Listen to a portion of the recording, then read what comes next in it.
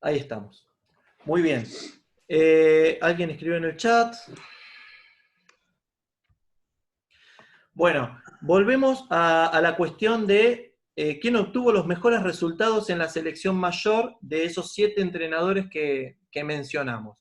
Y aparecieron en el medio un montón de miradas interesantes, que algunos tuvieron en cuenta que el mejor resultado pudo haber sido los torneos obtenidos.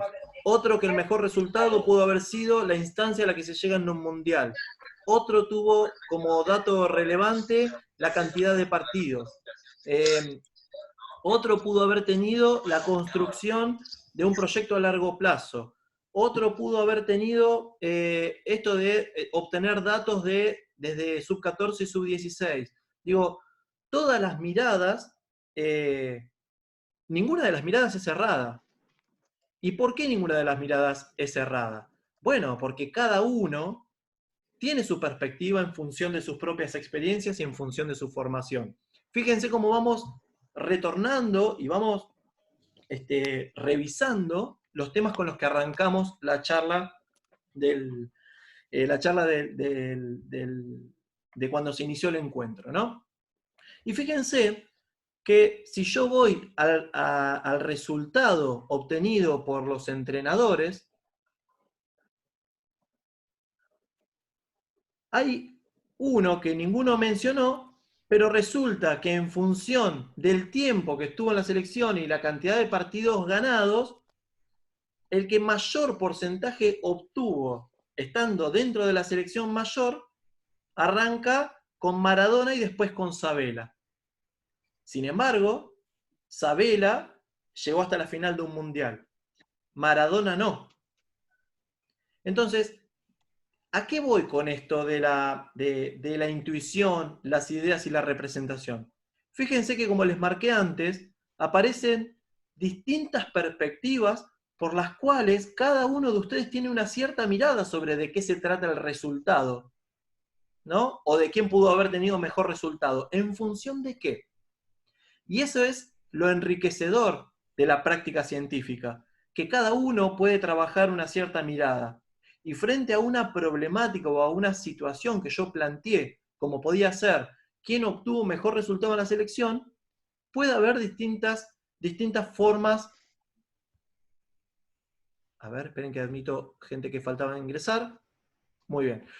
Puede haber distintas formas de tener una mirada sobre esa situación particular. Entonces, si vamos a los datos concretos, el mejor en datos, en resultados, fue Maradona. Ahora, eso cuando lo empezás a cruzar con otras variables que pueden ser importantes para la mirada que nosotros queremos desarrollar, esa mirada es la que tenemos que valorar y poner en discusión. Entonces, si yo me agarro del concepto de construcción a largo plazo, si me agarro del concepto de un desarrollo desde inferiores hasta que llegan a la selección mayor, donde deberían tener por esa construcción un gran rendimiento. Si yo no me agarro del resultado estrictamente como resultado del deporte en sí, digo, del resultado de un partido, del resultado de una cantidad de partidos. Si yo tengo esa mirada, yo tengo un montón de variables en juego que son cómo se formaron esos chicos, qué formación tiene el entrenador, qué tipo de competencias se realizan, en qué tipo de participaciones se recomienda ingresar como competencia, si hay que valorar o no los resultados deportivos en sí a largo plazo. Digo, si es lo mismo para esos chicos ganar o no ganar estando en la selección juvenil, si eso tiene que ver con los resultados que se obtienen en la selección mayor, si influye, no influye. Sí, es verdad, Martino tiene un 75, ahí está, gracias, en el chat lo aclaran. Bueno, muy bien. Pero digo, Martino tiene un 75, supongamos que nos corremos de la línea de que mirábamos que era Maradona el que más tenía y es Martino el que más tiene. Martino, ¿qué logros tuvo en la selección? Entonces volvemos a la misma línea. O miramos el resultado estrictamente en cantidad de partidos, o miramos el resultado por los logros obtenidos, o miramos el resultado por,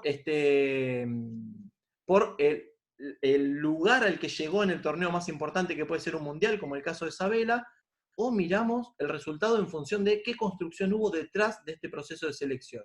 Entonces, esas son un poco las miradas que tenemos que recorrer y cómo cada uno hace una representación de esa situación y tiene ideas y su intuición lo lleva a representar ese resultado desde distintos lugares y distintas perspectivas.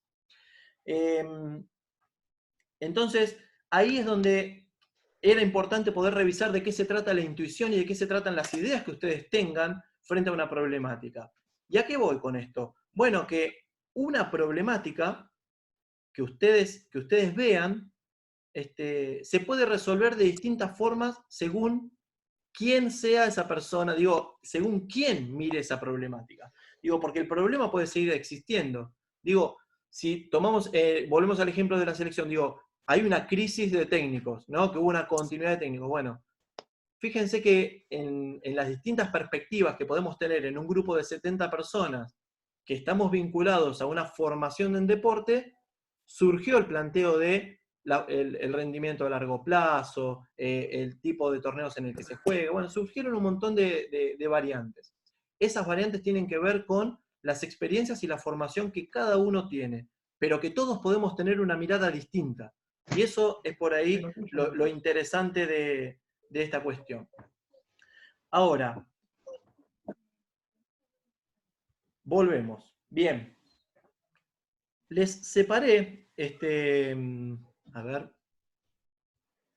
les separé, encontré 3 o 4 trabajitos de estudiantes que se han recibido en nuestra licenciatura y que plantean sus propios problemas de investigación frente a situaciones que fueron surgiendo. Y les voy a mostrar algunos de ellos.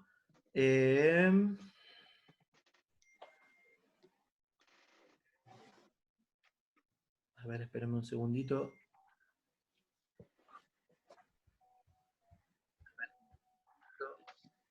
Bueno, no los puedo incorporar. Ahora voy a ver si los puedo incorporar. A ver, por ejemplo, acá encontramos un trabajo de... A ver. ¿Ahí logran verlo o no?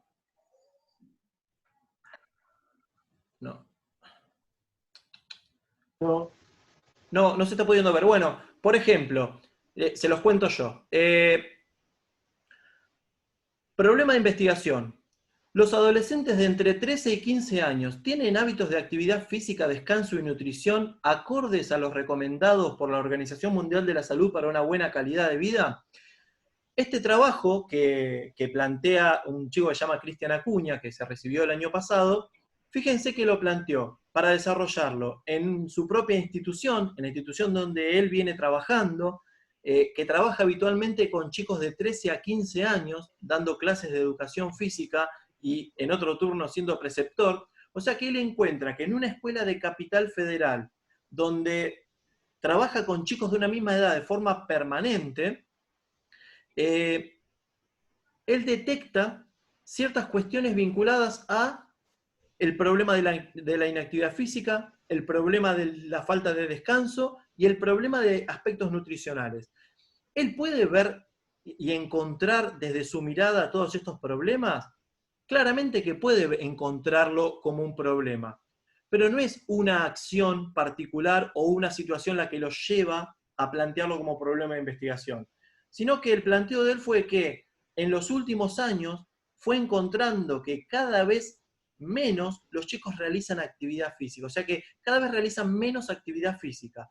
¿Por qué? Porque en el intercambio de ellos, con ellos, por ser preceptor y por ser profe de educación física en otro turno, en el intercambio con ellos, encuentra que, por ejemplo, no encontraba una gran participación en prácticas extracurriculares, ¿no? O fuera del ámbito de la escuela. Como que su nivel de actividad física estaba contemplado solo por las clases de educación física. A su vez, los veía en la forma de alimentarse en la escuela.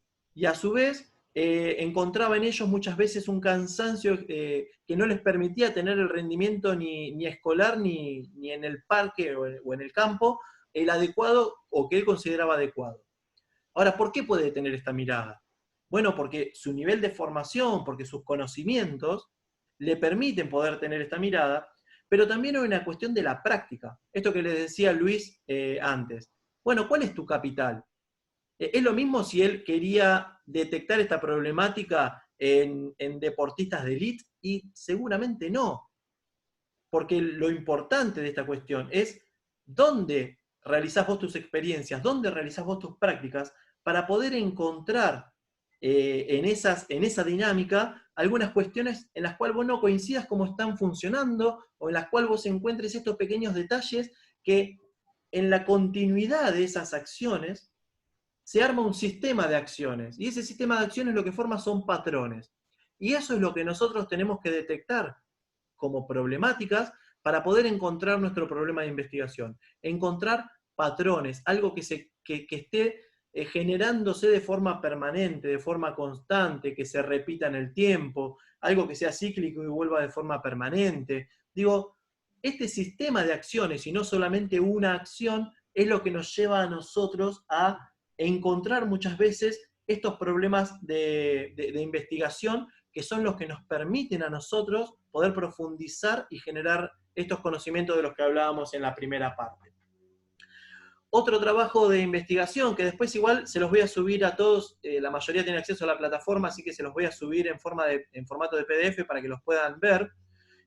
Otro problema de investigación es un trabajo de gestión que hizo una chica que se llama Victoria Díaz, que ella su profesorado lo hizo en la Universidad de La Matanza, y lo que encontró fue una gran deserción durante la cursada de ella y durante la cursada de otros años.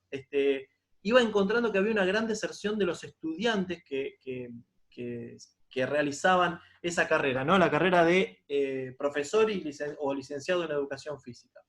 Y fíjense que ante la situación de deserción, lo que ella planteó desde una cuestión de sus conocimientos, o de esa intriga, o de esa cuestión que ella planteaba, es qué herramientas genera la universidad, ya que las universidades tienen esa política de generar herramientas para la retención y la permanencia de los estudiantes en la universidad.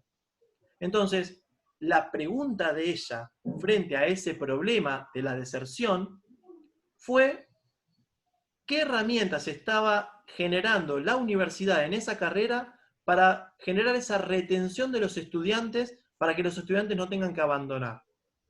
Ahora, ante el problema de deserción, otro podría haber planteado otras cuestiones. A ella porque le interesaba por el lado de la gestión, de qué cosas hizo la universidad para retener a esos estudiantes.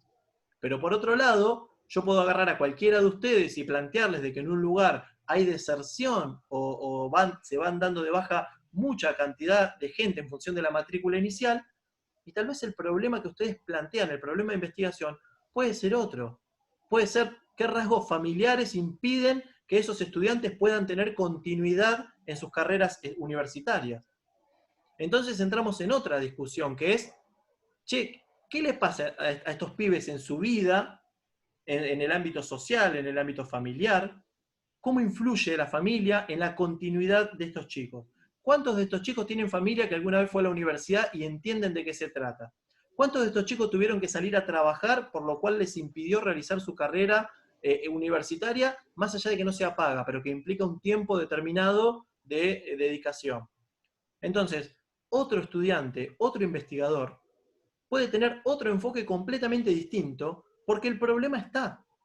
El problema sigue siendo el mismo, que hay un problema de deserción, y ese es el problema real, ese es el problema, lo que nosotros en el protocolo que ahora vamos a revisar, es el problema que se llama de hecho, ¿no? Lo que está sucediendo, lo que podemos ver. Entonces, el problema en ese caso es la deserción, el problema está. Nosotros lo que tenemos que encontrar es qué variables influyen, qué aspectos o qué factores están influyendo para que esté produciéndose esa deserción a esos niveles. Esa es la mirada que nosotros tenemos que tener como investigadores. Y fíjense que no es tan complejo. Porque ante ese planteo, muchos de ustedes inclusive ya pueden estar pensando, y la deserción se puede producir por tal cosa. o la deserción se puede estar dando por otra situación. Entonces, todas esas situaciones que se van presentando y que dependen de la mirada y la perspectiva de cada uno, también tienen una gran influencia en sus propias experiencias y en su formación y en sus conocimientos. Entonces, ¿cuál es la idea de hoy?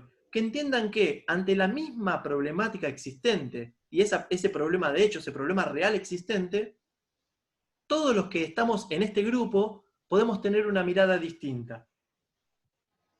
Llevado al ejemplo de lo de la selección nacional con los entrenadores, todos podemos tener una mirada distinta de qué se trataba tener un buen resultado. Yo en ese ejemplo les traje el resultado en cuanto a cantidad de partidos. Ahora, otro podría decir, como les dije en ese momento, bueno, el resultado depende de las instancias a las que se llega en un evento importante, la cantidad de torneos ganados, la formación de juveniles que llegan a una selección mayor. Digo, cada uno puede tener su perspectiva frente al mismo problema. Ese problema existente, porque el problema está. Ante esa crisis de entrenadores, las miradas pueden ser muchas.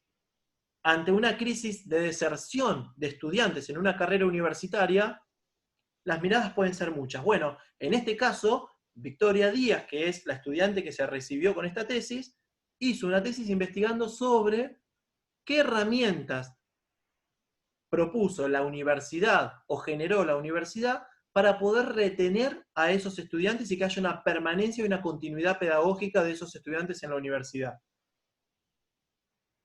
Esa fue otra mirada. Fíjense que hasta acá les planteé una vinculada a actividad física y salud, otra vinculada a gestión deportiva o gestión educativa, y después había tomado otro ejemplo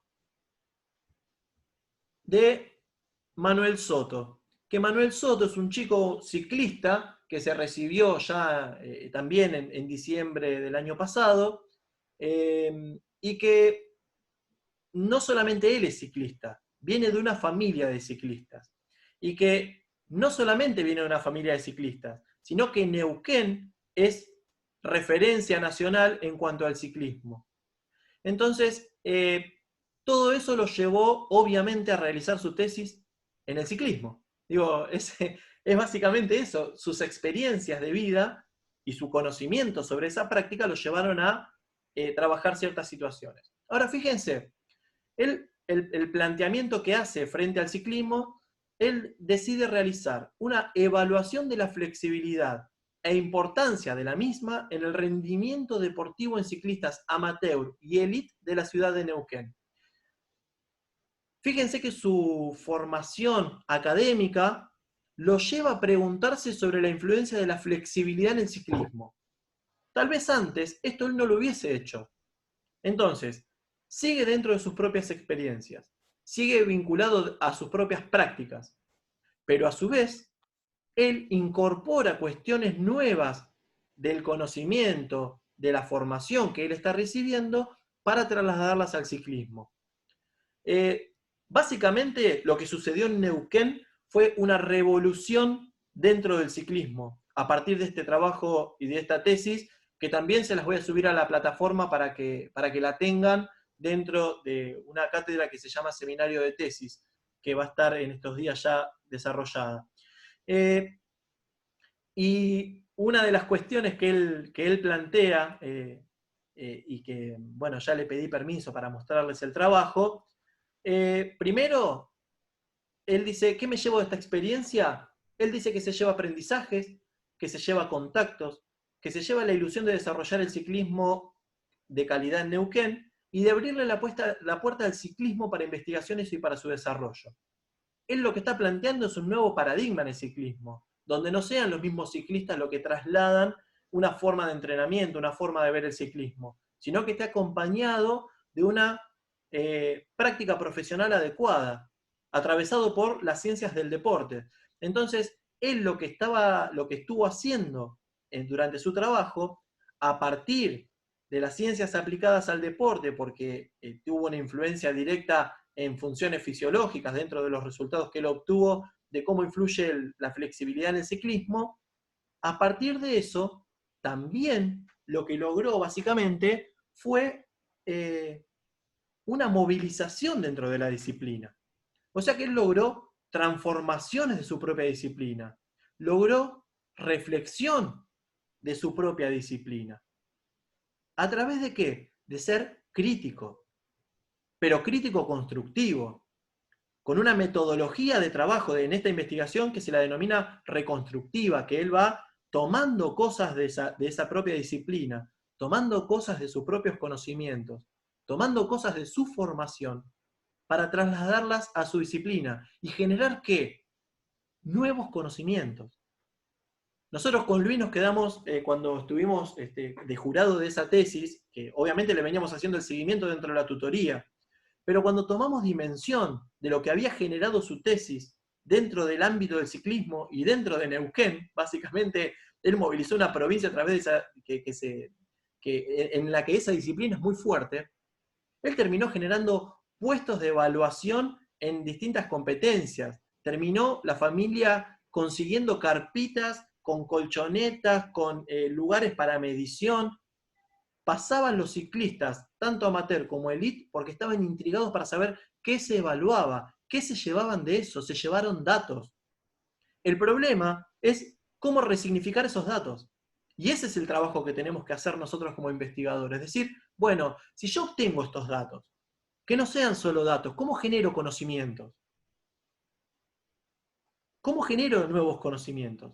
Bueno, es fácil. Una vez que tengo determinado el problema de investigación que va a surgir a partir de todas estas discusiones, yo recién ahí puedo tratar de, a través de una serie de pasos a seguir, si se quiere, ahí sí hay un proceso metodológico que tiene que ver con las formas en las que se realiza una investigación científica y que para que haya un nivel de validación adecuado, tengo que seguir ciertos caminos. Pero que esos caminos no son tan rigurosos como se pensaban en otra época en cuanto a lo que tiene que ver con la práctica científica. Todos nosotros podemos ser científicos o ser investigadores científicos, porque ser investigador científico es producir nuevos conocimientos. Pero producir nuevos conocimientos tiene que ver con dos grandes áreas que son fundamentales para producir nuevos conocimientos. Uno es el de descubrimiento y el otro es el de justificación. Y si yo vuelvo al trabajo de Manu Soto, que es el chico del ciclista de Neuquén, hubo descubrimiento porque descubrió que a través de esa evaluación encontraba ciertos rasgos y características en el ciclista y grandes diferencias entre un ciclista amateur y profesional, pero a su vez hubo justificación porque él fue logrando ciertos pasos y cierta continuidad de desarrollo en el que los testeos tuvo una determinada característica, en el que los participantes que fueron pasando por esos testeos tuvieron que cumplir con ciertos requerimientos. Digo, simplemente tuvo que protocolizar un poco esa actividad. Y ese fue por ahí el camino que resultó interesante dentro de la tesis. Pero hay algo fundamental él y que Luis se los mencionó hoy. Estos tres chicos que mencioné, como tantas tesis, tuvimos más de 60 ya en los últimos 3 años, estos tres chicos, como muchos de los que hicieron sus tesis, sienten pasión por lo que hacen. Este chico iba descubriendo cosas dentro del ciclismo, y dentro de los ciclistas, y dentro de las familias que se dedican al ciclismo, que a él lo llevaban a estar cada vez más metidos. Es más, le tuvimos que recortar un poco la estructura de lo que él estaba planteando. Y quedaron cosas para revisar a futuro, las cuales él las quería seguir este año, que con el COVID seguramente se le frenó un poco, pero él le quiere dar continuidad porque lo atrapó, porque encontró esta cuestión de generar algo nuevo para mi disciplina. Ya mi disciplina no es la misma en mi espacio de desarrollo. Eso es un paso importantísimo y el cual requiere de ese compromiso y de esa responsabilidad que tienen que tener ustedes con sus propias prácticas. Pero también de aceptar que las pueden criticar y que pueden ser reflexivos sobre lo que ya se hizo. ¿Sí? Hasta ahí. Sí. ¿Tenemos tiempo para que cuente una pequeña investigación? Sí, Luis. Nuestra? Sí, sí. Había un alumno que tenía verdaderos problemas para encontrar su tema. varias charlas sin encontrarlo. Volviendo a este tema del capital, ¿dónde estás? ¿Qué estás haciendo? Resulta que estaba trabajando en el neuropsiquiátrico Alborda Ujú. y que me decía que tiene un montón de problemas para encontrar cómo trabajar con gente de enfermos mentales. Y de día estaban todos internados, o sea que era realmente muy acentuado. Eh, bueno, fundamentalmente le dije, bueno, anda a hablar con el psicólogo de la institución y decir qué puede evaluar, qué puede evaluar a través de algún test validado, qué es lo que él puede evaluar de esas, ¿no? esas personalidades. Y me vine con la devolución de que la autoestima era uno de los temas que podía evaluar el psicólogo. Se podía aplicar un protocolo antes de un trabajo y después de un trabajo sin problema. Bien. Eh, yo sabía, por algunas historias también personales, de que el entrenamiento de la fuerza favorecía la autoestima en personas con problemas.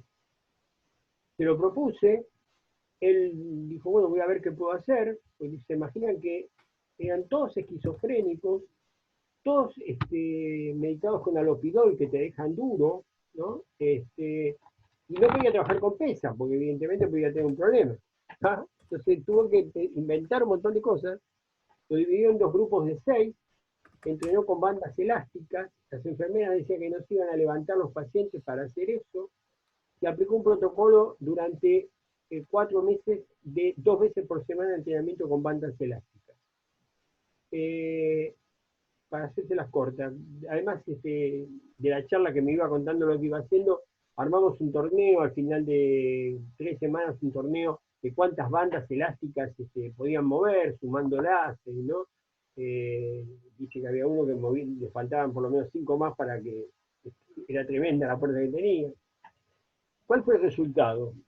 Que todos menos uno, de los 12, todos menos uno mejoraron la autoestima. El psicólogo estaba admirado con lo que había pasado, lo presentaron en un congreso y después se lo pidieron en 2 congresos más. O sea, fíjense de golpe, como todo esto que estamos viendo en la licenciatura, todo el entrenamiento, todo lo que sabemos de esto, de golpe, cómo relacionado con otro espacio profesional, puede provocar un resultado tan tremendo. Y logremos que personas esquizofrénicas logren tener un mayor nivel ¿no? de superación. ¿Sí? Esos son ejemplos, ¿no? De cómo de golpe de no saber qué hacer te puede salir una investigación bárbara. Tiene que ver esto, dónde quiero meter la nariz, con qué energía pongo y sobre todo que busque placer en esa tarea. Muy bien. Sí, Luis, ese fue un trabajo hermoso. La ¿Cómo, verdad cómo se que llamaba? Braco o Jorge, no me acuerdo ahora. ¿No te acordás? no me acuerdo ahora porque fue hace como 4 años ese trabajo, Luis. Sí, sí, sí. Lo vamos a buscar después, pues no me acuerdo el apellido del chico. Bien. Pero Algo sí, mencionaba, así como ese hubo trabajos un montón. muy interesantes. Digo, después se los vamos a ir pasando para que los tengan. Bien. Gracias, Luis, por el aporte. Ese trabajo me trae lindos recuerdos. Bien. Me vienen varios a la memoria, ¿eh? Uf, Tengo varios en este sí. momento. Está Sí, bien, sí, sí, se nos vienen a la digamos. cabeza, pero bueno, nos quedan 8 minutos y pico. ¿Qué voy a hacer? Voy a entrar en el protocolo, así podemos revisar algunas cuestiones importantes de cómo ustedes, a partir de ahora, los que están de cero o los que tienen algo dando vueltas ahí en la cabeza, de cómo pueden repensar esta cuestión de cómo avanzo con mi tesis. Bueno, para que sepan, hay dos grandes etapas, ¿sí? En el proceso de investigación. O por lo menos en lo que tiene que ver con nuestra práctica científica dentro de la licenciatura. Eh, Fundamentalmente, lo que tenemos que tener en cuenta es que la primera etapa es de las más importantes porque es la que nos va a dar la base de nuestra investigación, como les venimos diciendo. La primera etapa es la presentación preliminar del trabajo, y esa es la que ustedes tienen que completar y desarrollar y mandarla completa, ya con todos los puntos realizados, para nosotros poder ayudarlos después en un encuentro personal, ya sea por mail, ya sea por una tutoría virtual. Digo, tenemos herramientas hoy, ya nos vamos reacomodando a toda esta cuestión, y tenemos herramientas para resolver. Lo que antes hacíamos los viernes en los encuentros personales, hoy lo resolvemos de este modo, pero esta presentación preliminar tiene algunos componentes que son importantes. El primero es el tema de investigación. El tema, como les dijimos, tiene que ver con un poco el lugar, la disciplina y qué tipo de problemática nosotros quisiéramos trabajar. O sea que es como el título del trabajo, el tema es concreto. Es decir, en el caso del ciclismo, como les dije recién, el tema ahí sería desarrollo del ciclismo en Neuquén. ¿Sí? ¿Por qué? Porque bueno, estamos trabajando en una problemática que nos permitiría conocer un poco más a fondo ciertas cuestiones de la disciplina para producir nuevos conocimientos. Hasta ahí ese sería el tema de investigación dentro de ese trabajo. Desarrollo del ciclismo en Neuquén, bien concreto.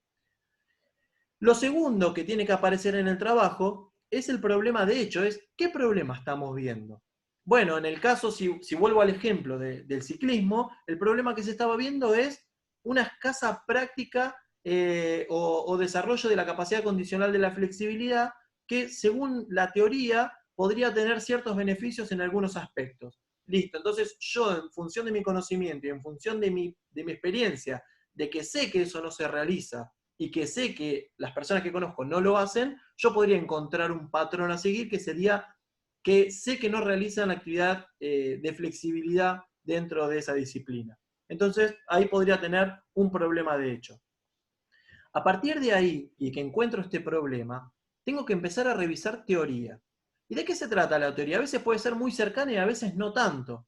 Yo no voy a encontrar flexibilidad en el ciclismo, tal vez un libro que me hable de flexibilidad en el ciclismo, pero sí puedo saber de qué se trata la flexibilidad, qué métodos existen para desarrollarla, qué forma tengo de testearla, qué influencia podría tener en el movimiento del ciclismo. Digo, yo podría ahí encontrar teoría que me acompañe en este problema que yo encuentro, pero teoría que me empiece a dar una mirada, ¿no? Una mirada sobre distintos factores que podrían estar influyendo en ese problema. Y ahí podemos encontrar autores, bibliografía, como también estado del arte, que el estado del arte son las investigaciones que se publican, que son tal vez las más actuales, los últimos conocimientos frente al tema. Digo, el estado del arte simplemente es eso.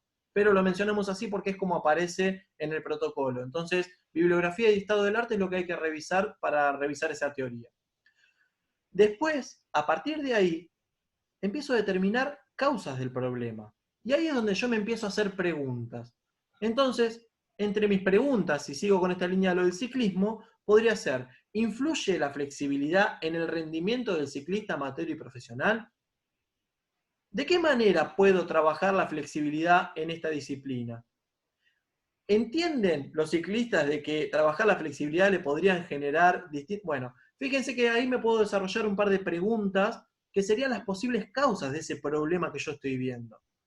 Esas preguntas que me hago, todavía lo que hacen es hacerme revisar y reflexionar sobre las posibles causas. Yo acá no estoy hablando todavía de un problema de investigación, estoy hablando de posibles causas de ese problema que veo.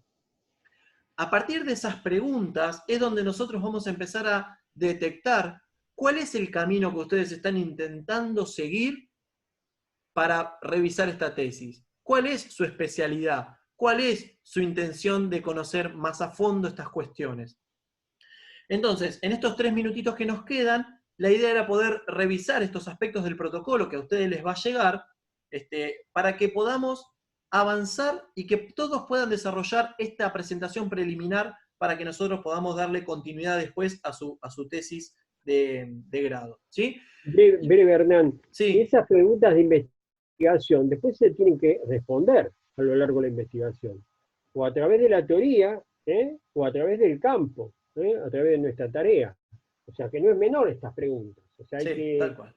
hacer tipo tormenta de ideas, después hay que limpiarlas, que queden 5, 4, 6, eso después lo ven, pero después en el proceso de investigación se tienen que contestar, o la contestan los que saben a través del marco teórico, ¿no? Y de la historia del arte, o la contestan la investigación. Bien, entonces llegan al punto de conjeturas. Bien, Luis, gracias. Llegan al punto de conjeturas. Cuando llegas a conjeturas vos decís, bueno, según lo que revisé de teoría, según lo que me pasó en las experiencias, según la problemática que encontré, yo podría decir en la conjetura que la flexibilidad mejora el rendimiento en el ciclismo, por ejemplo. Esto lo digo a grandes rasgos porque la conjetura es como la afirmación de lo que yo creo que va a suceder. Digo, Es la un con- espacio menor que la hipótesis, digamos. Piense que es una introducción a la hipótesis. ¿Tá? Entonces le exactamente. ponemos conjetura para que no nos aferre tanto. Exactamente. Y después de esto viene el diseño de la investigación, que ahí sí, todo lo que nosotros vimos en la presentación preliminar, lo pasamos a la segunda etapa, que en este caso, esta segunda etapa va a ser el desarrollo protocolar de toda la tesis de investigación. Entonces, hay una primera instancia en la que planteamos esta presentación preliminar. El segundo trabajo tiene que ver con poder trasladar, esperen que salgo de acá, la segunda instancia tiene que ver con poder trasladar, y me quedan 2 minutos, pero creo que llegamos y se los puedo mostrar, poder trasladar toda esta mirada de la presentación preliminar al diseño de la investigación. Entonces, todo esto que les mencionamos recién, tema, problemas visualizados, un marco referencial que se va a ir construyendo a medida que vemos el problema, teoría y estado del arte, causas del problema y conjeturas, ese paso se transforma en lo que va a ser el diseño de investigación, que es esto que les decía Luis. La conjetura pasa a ser una hipótesis,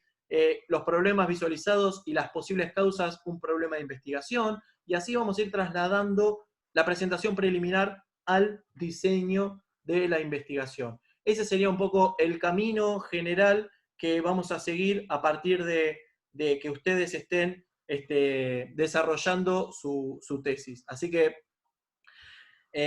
bueno, en este minutito que nos queda, solo agradecerles a todos los que están presentes y a todas las que están presentes la presencia, porque nos parece que es fundamental este primer paso de formación.